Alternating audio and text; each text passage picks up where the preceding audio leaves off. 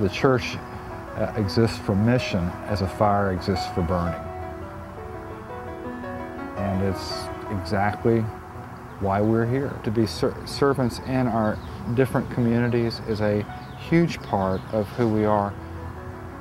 My hope and prayer is that as a diocese, we can begin to really make some transformational things happen. The diocese is a constellation of over 20,000 people who find themselves worshiping in one of our 49 congregations. I'm always amazed at the parish ministries in their own local area that have evolved over the years and are continuing to spring forth, whether it's the Sudanese Refugee Network at St. Luke's in North Park, a feeding program in one of our congregations. In October of this past year, we suffered in San Diego County wildfires, and having gone through the same thing several years ago, we had the advantage of knowing what needed to be done. As an Episcopal church, we quickly mobilized to be responsive.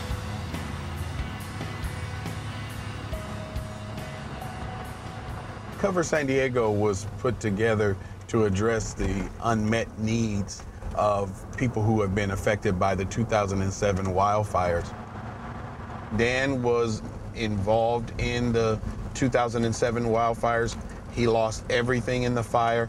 They were in a mobile home park, and now they are renting a house, and we were able to assist them getting into the house with the first and last month's rent.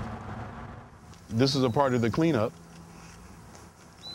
Actually, they indicated there were several other cars that were here that got burned up, and a part of the cleanup is coming in, picking up the debris and taking it away. It's a matter of being able to help people and let people know that help is available. This ministry is doing a great work in terms of letting the people see the church in action.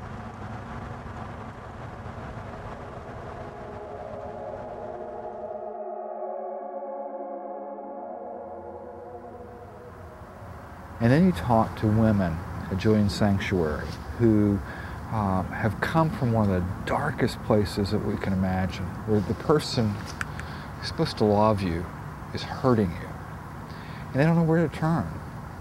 And somehow, in various ways, they get to that sanctuary. I was being mentally, verbally, and physically abused. More than anything, wanted to protect my family, protect my children.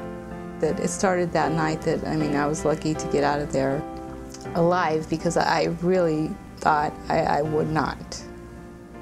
Julian Sanctuary played a big part in saving my life. This is where I lived for approximately 18 months.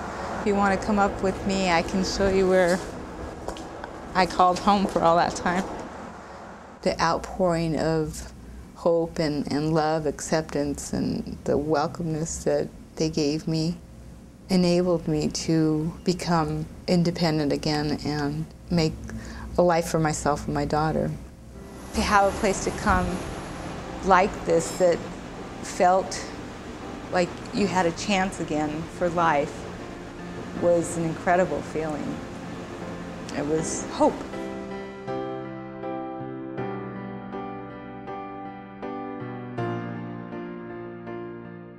A Dorcas House is this incredible organization, program, home, house. It's a place where children whose parents are incarcerated find love and care, friendship. They find family.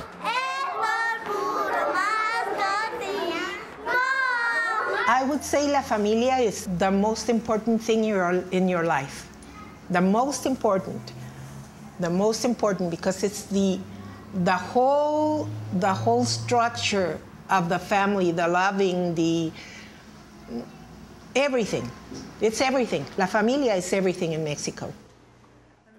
Victor has his mom in the penitentiary, and Victor has been with us for about 3 years. I'm not sure. We had to convince the parents in the penitentiary of the things that we were doing, and we wanted to help the kids. This is Patricia. She is the youngest of our little girls. We're starting a parenting class this month, and we have a lot of talks with the psychologists, with the moms of the kids, and they help us a lot with the homework, with everything. They get involved a lot with the children. So when the authorities decide to give them back to their families, or the fathers or the mothers go out of prison, they'll be ready to take care of their kids, and they will know how. So anyway, 13 years later, I'm still here. I love the work I do, and I really love the way that the children are excelling in everything, in life, in school, in everything. Hasta luego, bye-bye. Hasta luego. They're really great children. All they need is a little opportunity to get ahead.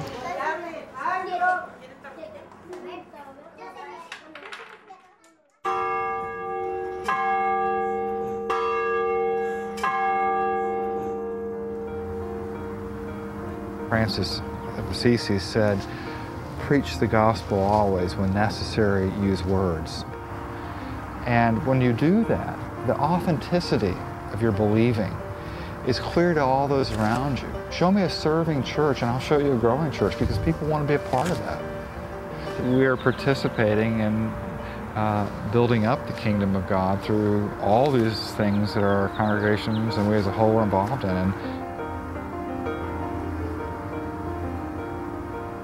Jesus talks about those who will be blessed and welcomed into the kingdom of heaven as those who fed him, gave him water, gave him clothing, reached out in a time of need, and they said, Master, when did we do these things? Whenever you did it to the least of these children of mine, you did it to me.